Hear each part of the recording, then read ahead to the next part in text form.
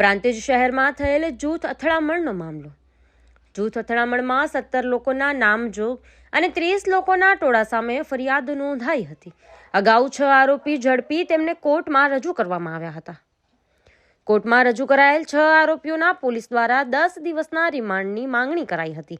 Court દ્વારા આ 6 આરોપીઓને 3 દિવસના રિમાન્ડ મંજૂર કરાયા હતા. શનિવારના દિવસે વધુ 7 આરોપીઓને ઝડપી કોર્ટમાં રજૂ કરવાની તજવીજ હાથ ધરવામાં આવી છે. હજુ 4 આરોપી પોલીસ પકડથી દૂર છે.